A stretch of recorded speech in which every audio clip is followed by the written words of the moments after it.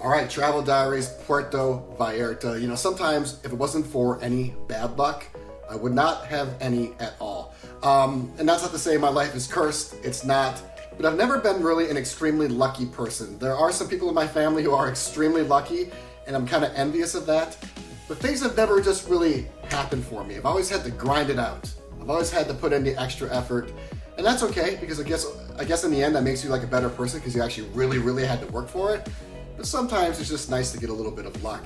And what I'm talking about is every time I come to Mexico, there's either a tropical storm or a hurricane. And there is no exception on this trip. It just kind of hit today. And here's the problem, and here's why I am unlucky. Because it had to happen when I came up to Punta de Mita. Like, why could this have happened at the Sheraton? Or the Westin, or even the Marriott? And by the way, I loved that Marriott property. The Marriott at Puerto Vallarta in the Marina is one of the best Marriotts I've ever been to. I am shocked that it is not a JW Marriott because it absolutely could be, and that is a very high compliment to that property. It actually reminded me some of the JW Marriott in Cancun, which is a very special place to me. I hold that place very dear in my heart. A lot of great memories there. So I got through all the budget luxury hotels, and this is really supposed to be the meat, the sustenance, you know, the cornerstone of the trip. And I get up here and it is tropical storming, hurricaning, monsooning, raining, whatever you want to call it. Yeah, so I'm just trying to be as positive as possible. This happens on vacation. I'm certainly no stranger to setbacks in life and in travel.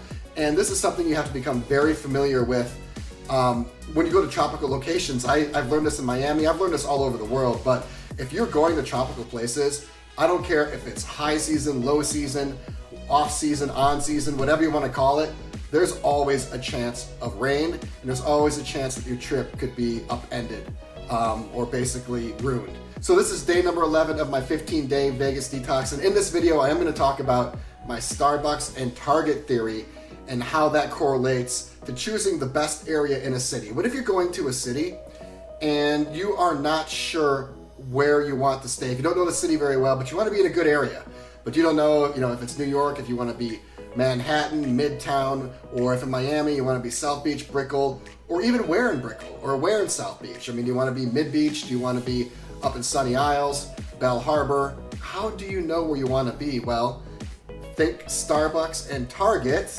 and then that translates into my hotel theory, which I'll share in a second. Actually, let's get into it right now. I don't want to ping pong back and forth. So, Starbucks and Target. Why should you think Starbucks and Target, and why does that correlate with hotels? James, have you gone mad?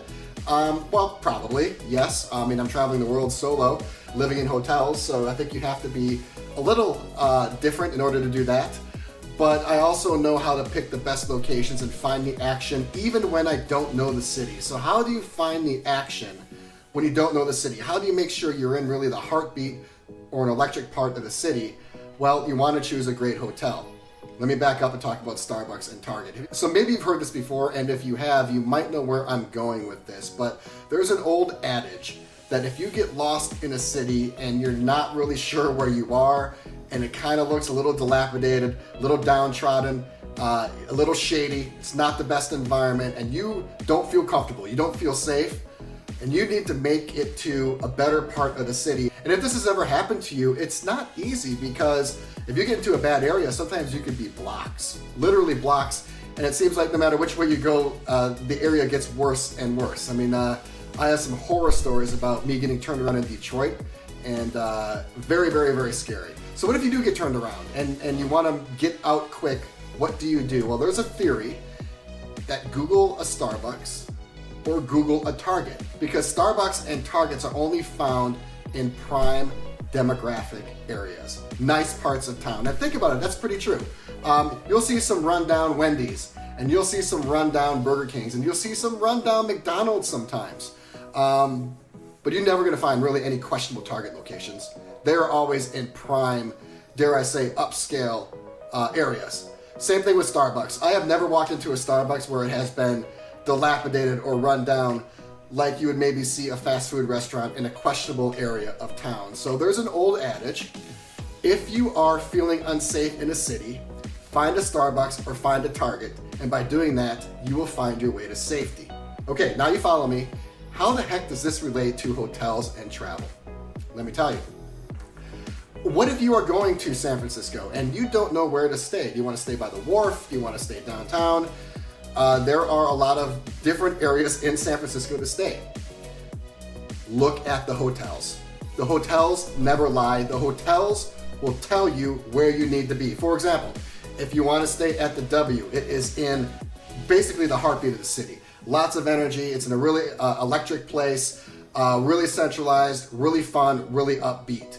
So find a W hotel. And this is really true for any W hotel. Take a look at the W hotel in Minneapolis. Take a look at the W hotel in Miami, South Beach, and Brickell. If you want to find a fun, lively, electric, upbeat place to stay in a city, find a W hotel. You are never going to find a W hotel in a bad city or in a bad location in that city. For example, you're not going to find one in Topeka, Kansas. And by the way, people in Topeka, don't get offended. You just don't have that fun of a city, and hence a W is not in your town. Same thing with Madison, Wisconsin, okay? Same thing with Milwaukee. I'm a Wisconsinite at heart. There aren't any W's there because they don't fit with the demographics. They don't fit with the brand. But if you're going to Dallas and you're not really sure where you want to stay and you want to find a very lively area, a W hotel. Let's take this a step further. What if you want to stay in a really classy area or a really, really nice area? Find a Ritz-Carlton. Have you ever found a Ritz-Carlton that hasn't been in one of the nicest areas or a really nice area in a city? I haven't. And trust me, this is a hypothetical, but if that part of the city ever does become run down, they will abdicate that property and move elsewhere. You will never find a Ritz-Carlton in a poor city or in a poor location in that city. In fact, you're always going to find them in the best parts of the city. So for Miami, you have Bell Harbor, which is one of the nicest Ritz-Carltons I've ever been to. You also have one in South Beach, Coconut Grove, etc. You take a look at Cancun. Perfect area, right in the hotel zone, middle of the hotel zone, one of the most perfect beaches I've ever seen.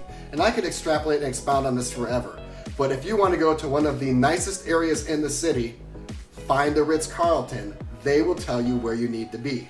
And I could continue this exercise on and on. Moxie hotels seem to be in really youthful, fun, vibrant areas. St. Regis are gonna be more like the Ritz-Carlton, always in the best areas, always upscale, always safe, always nice. Follow the hotel brands. And you can use this outside of Marriott. You can take a look at a Grand Hyatt or at a Hilton Conrad, but follow the hotel brands. They will tell you where you need to be in the city.